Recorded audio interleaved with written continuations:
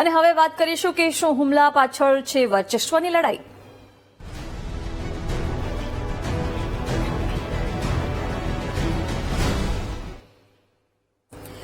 જયંતિ સરધારા પર હુમલા અંગે હવે દિનેશ બાંભણિયાનું નિવેદન સામે આવ્યું. દિનેશ બાંભણિયાએ સંસ્થાગત મતભેદ હોવાની વાત નકારી છે. દિનેશ બાંભણિયાએ હુમલાની ઘટના પાછળ અંગત અદાવતને જવાબદાર ગણાવી છે. જયંતિ સરધારાના આક્ષેપોને તેમણે પાયા વિહોણા ગણાવ્યા છે. પીઆઈ સંજય પાદરિયા અનેક સંસ્થા સાથે જોડાયેલા હોવાનું પણ બાંભણિયાએ નિવેદન આપ્યું છે. કહ્યું કે હુમલામાં કોઈ હથિયારનો ઉપયોગ નથી થયો. દિનેશ બાંભણિયાએ કહ્યું કે નરેશ પટેલ વિદેશ પ્રવાસેથી આવશે પછી આ મામલે ચર્ચા કરવામાં આવશે.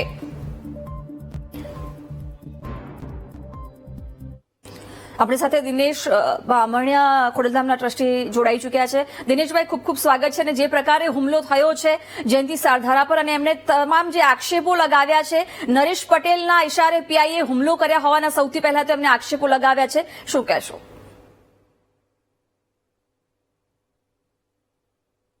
આમ ક્યારેય પણ કોઈ પણ સમાજમાં કોઈ પણ જાતની ઘટનાઓને પ્રાધાન્ય આપતું નથી અને પ્રોત્સાહન પણ આપતું નથી. એટલે જયંતિભાઈ સરધારાએ જે હુમલો થયો છે તે નરેશભાઈના પ્રેરિત હોવાનું જે વાત કરી છે તે બિલકુલ પાયાવિહોણી છે અને ખોટી સાબિત થાય છે. કારણ કે જે નરેશભાઈ પટેલે સમાજને એક અને સંગઠન કરવાનું કામ કરી રહ્યું છે, ત્યારે ખોડલધામના પ્રમુખ ક્યારે પણ આવી કોઈ પણ કૃત્યમાં ક્યારે પણ એની હા પણ ના હોઈ શકે અને એની ઈચ્છા પણ ના હોઈ શકે. વાત રહી બીજી કે ગઈકાલના હુમલાની, તો ગઈકાલે જે હુમલો થયો છે તે એક સામાજિક પરિવારમાં પ્રસંગમાં બંને લોકો સાથે મળ્યા અને કોઈ એકબીજાના વાતચીતમાંથી આ બનાવ બનવાની વાત અમારી સામે પ્રાથમિક ધોરણે આવી છે. ત્યારે સંજય પાદરિયા સિવિલ ડ્રેસમાં અને પોતાના અંગત પ્રસંગમાં રજા પર હોવાથી હથિયારનો કોઈ બનાવ ત્યારે બન્યો હોય એવું દેખાતું નથી.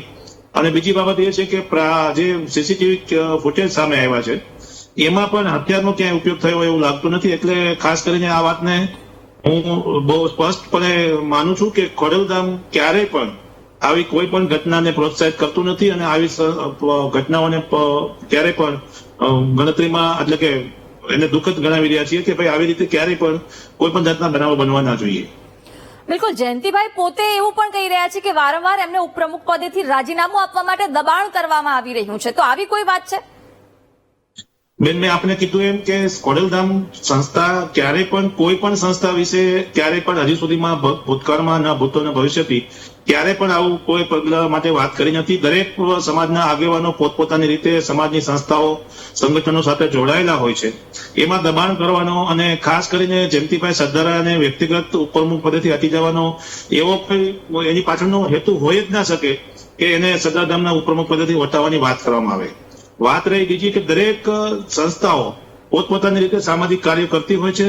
સરદારધામ અને ખોડલધામ વચ્ચે વૈમનસ્ય હોવાની વાત જ બિલકુલ પાયાવિહોણી છે. કારણ કે બંને સંસ્થાઓનો મૂળ હેતુ સમાજનું ઉત્થાન છે. જી, તો બંને સંસ્થાઓ વચ્ચે કોઈ વિવાદ નથી, તમે એવું કહી રહ્યા છો કે અંગત કારણોસર. તો અંગત શું વિવાદ હોઈ શકે પીઆઈનો અને જયંતિ સરધારાનો? મેં આપને ફરીથી કહું કે જે કઈ ગઈકાલનો બનાવ બન્યો છે ત્યાં ઉપસ્થિત લોકોને આ બધી બાબતની ખ્યાલ હોય અને પ્રાથમિક તબક્કે જ્યાં સુધી અમને જાણવા મળ્યું છે ત્યાં સુધી એવી વાત જાણવા મળી છે કે જયંતિભાઈ સરધારા તરફથી ખોડલધામ સંસ્થા વિશે કંઈક અપશબ્દો અથવા અપ્રયોગો બનાવવામાં આવ્યા છે અને એના કાર્યકર્તાઓ તરીકે ભાઈ સંજયભાઈ પાદરિયાએ એનો જવાબ આપ્યો છે. પરંતુ આ વાત અત્યારના તબક્કે પ્રાથમિક તબક્કે છે, અમારી જાણની બહાર છે. પણ જે વાત જોડાયેલ છે ખોડલધામ સંસ્થા સાથે, એટલે ખાસ કરીને હું કહીશ કે ગુજરાતમાં પાટીદાર સમાજની જેટલી બી સંસ્થાઓ છે એના કાર્યકર્તાઓ ક્યાંક ને ક્યાંક જોડાયેલા હોય છે. એના કોઈ પણ જાતના બનાવો બનતા હોય એમાં કોઈ પણ સંસ્થા એને પ્રેરિત કરતી હોય એવું માનવું બિલકુલ પાયાવિહોણું છે કે ભાઈ કોઈ પણ સંસ્થાના પ્રમુખ, ચાહે સરદારધામ હોય, ઉમિયાધામ હોય, ખોડલધામ હોય કે અન્ય વૈષ્ણવ ફાઉન્ડેશન જેવી કોઈ પણ સંસ્થાઓ હોય એના આગેવાનો ક્યારે પણ આવું ઈચ્છે નહીં. કારણ કે સમાજમાં એકતા જળવાઈ રહે, સમાજમાં કોઈ પણ આવા બનાવો બનાવતા હોય તો એનું સમાધાન કઈ રીતે નીકળે એવા પ્રયાસો આ સંસ્થાઓ દ્વારા થતા હોય છે. બિલકુલ, પરંતુ જયંતિ સરધારાએ જે આક્ષેપો લગાવે છે એ મુજબ પીઆઈએ એમને સાઈડમાં લઈ જઈને એવું કહ્યું હતું કે જે પણ નરેશ પટેલની સામે આવશે એમને જાનથી મારી નાખીશ. એટલે સીધા આક્ષેપો ક્યાંક ને ક્યાંક ખોડલધામ સામે નરેશ પટેલ સામે થઈ રહ્યા છે. શું નરેશ પટેલ સાથે આપણે કોઈ વાત છે? શું સ્ટેન્ડ છે તમારું? નરેશભાઈ અત્યારે વિદેશમાં છે અને નરેશભાઈનો મેસેજ પણ સંસ્થા તરફથી પ્રસારિત કરવામાં આવ્યો છે. અને બીજી બાબત એ છે કે મેં કીધું એમ કે ત્યાં શું ઘટના બની છે એનાથી તમામ લોકો અજાણ છે. બંને આ આરોપીઓ અને ફરિયાદી બંને એકબીજાના બચાવની વાત કરી રહ્યા હોય ત્યારે પોલીસ તપાસનો વિષય ચાલી રહ્યો છે અને પોલીસ તપાસમાં જે સત્ય હશે એ બહાર આવશે. બિલકુલ. તો નરેશભાઈ અત્યારે વિદેશ પ્રવાસે તમારે ટેલિફોનિક વાતચીત થઈ હશે, શું કહેવું છે એમનું આ બાબતે? આ બાબતે મારે ટેલિફોનિક વાતચીત નથી થઈ, પરંતુ મને જે મેસેજ મળ્યો છે એ મુજબ નરેશભાઈ આવે પછી જો આમાં કોઈ ગેરસમજણ અથવા કોઈ એકબીજાના પ્રશ્નો હશે તો એ બાબતે સમાધાનનો પ્રયાસ કરવામાં આવશે એવી વાત સંસ્થા તરફથી કરવામાં આવી છે. બિલકુલ. સાથે જ પીઆઈ છે એ પણ ખોડલધામ સાથે ઘણા લાંબા સમયથી સંકળાયેલા છે અને નરેશ પટેલના અંગત વ્યક્તિ હોવાનો પણ આક્ષેપ કરવામાં આવ્યો છે. જો બેન, દરેક સમાજના એ નાનામાં નાનો કાર્યકર્તા સંસ્થા સાથે જોડાયેલો હોય અને અંગત વ્યક્તિ તરીકે જે કામ કરતો હોય છે. સંજય પાદરિયા જે છે તે એજ્યુકેશન સંસ્થાઓ સાથે જોડાયેલા અને ટ્રેનિંગ સેન્ટરમાં ઘણી જગ્યાએ મદદરૂપ થતા હોય છે. આવા હજારો અધિકારીઓ અને કાર્યકર્તાઓ સંસ્થા સાથે જોડાયેલા છે.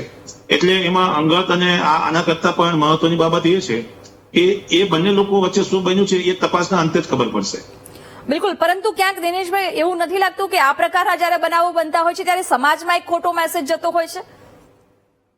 જી બિલકુલ. સમાજ માટે આ દુઃખદ ઘટના છે અને સમાજના કોઈ નાનામાં નાના પરિવારના લોકો પણ જો ઝઘડે અથવા સામાજિક રેમિનેશન ઉભું થાય એવા કોઈ પણ બનાવ બને તે સંસ્થાની સમાજ માટે હાનિકારક છે એવું બધા લોકો માને છે. એના માટે જ આપને મેં કીધું એમ કે સંસ્થા દ્વારા એક જ પ્રયાસ થઈ શકે આનું સમાધાન કરી તેની.